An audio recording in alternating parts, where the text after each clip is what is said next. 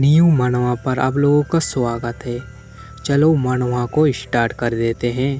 एक सुंदर सा जगह दिखाई जाता है।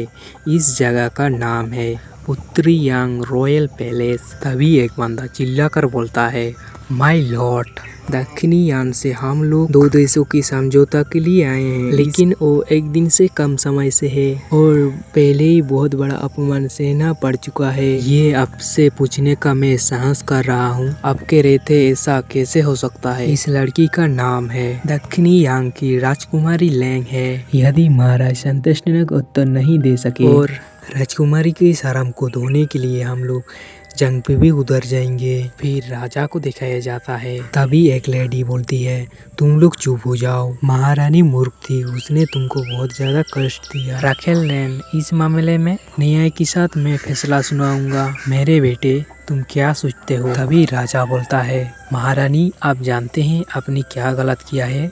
इस लड़की का नाम है फैन कियांग और उत्तरी यान की महारानी है। तभी फैन कियांग बोलती है, मेरे नौकर घुटने पर क्यों है।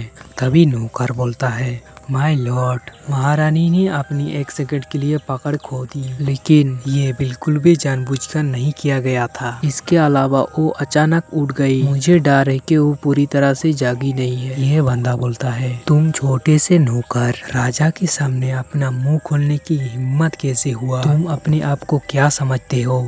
तभी फैन कियांग बोलता है, तुम छोटे से मिनिस्टर मेरे नौकर को धमकाने की तुम्हारा हिम्मत कैसे हुआ। और ये उत्तरी यांग का हेरेम है। आपको ऐसा क्यों लगता है आप दक्षिणी यांग दूत के रूप में इस चीज में बाधा डाल सकते हैं। आपकी राजकुमारी उत्तरी यांग की हेरेम में प्रवेश कर चुकी है और हेरेम का मामला एक पारिवारिक मामला है। यदि आप राष्ट्रीय मामले में बात करना चाहते हैं तो कृपया तुम्हें राजकुमारी को दक्षिणी यांग वापस ले जाए और एक शांति वार्ता के लिए एक दूत भेजिए और अन्यथा चुप रहो। कांपते हुए बोलती है, तुम ऐसा कैसे बोल सकते हो। तभी राजा मनी मन बोलता है, अहंकारी महारानी कब से बन गई, कब से मुखर और बरसारी हो गई। माय लॉर्ड, जब से मैंने उत्तरी यांग के हेरेम में प्रवेश किया है, मैं उत्तरी यांग का हिस्सा रहा हूँ। मुझे बस न्याय चाहिए। महारानी हेरेम में जो चाहे वो कर सकती है।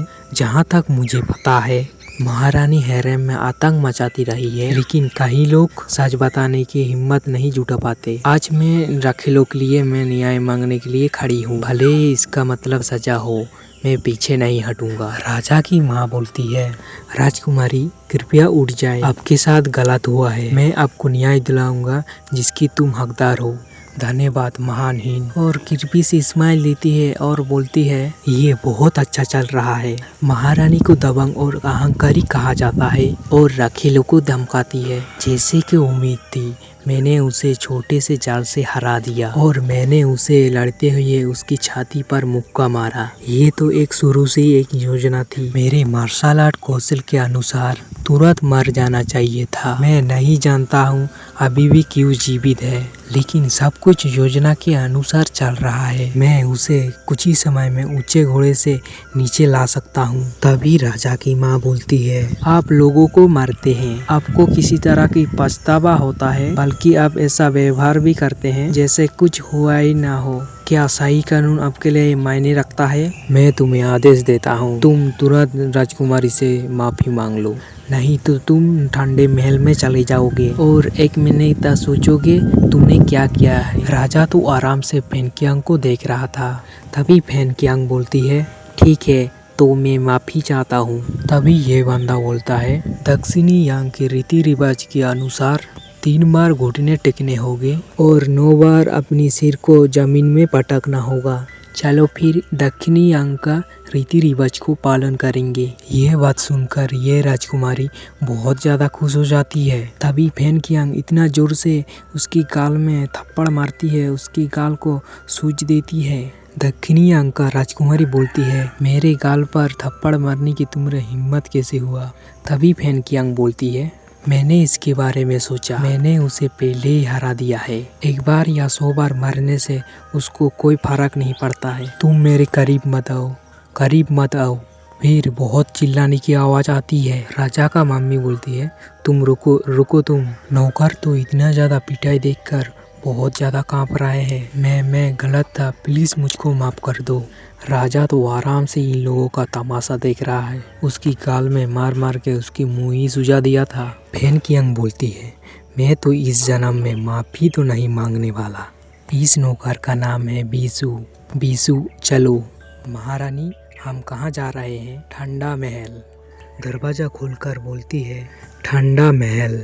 इस स्थान की अपनी नाम के अनुरूप की ठंडा और आर्द्र है। तभी नौकर बोलता है, आप महारानी है, आप इस जगह में कैसे रह सकते हैं? मुझे लगता है आप अभी तक नहीं जानती महारानी। ये ठीक है, मुझे लगता है ये बहुत अच्छा जगह है। तभी फेन कियांग मनी मन बोलता है, राजकुमारी लेंदोरा छाती पर मुक्का मारने जाने के बाद उसकी मृत्यु हो गई। मैं आधुनिक युग की आत्मा हूँ, दुनिया का सबसे बड़ा हथियारा हूँ और मेरा नाम था सिल्वर फॉक्स। हत्या, छलावा, पता लगाने की कौशल, भागने के कौशल, इस तरह की अन्य चीजें विशेषज्ञताएं हैं।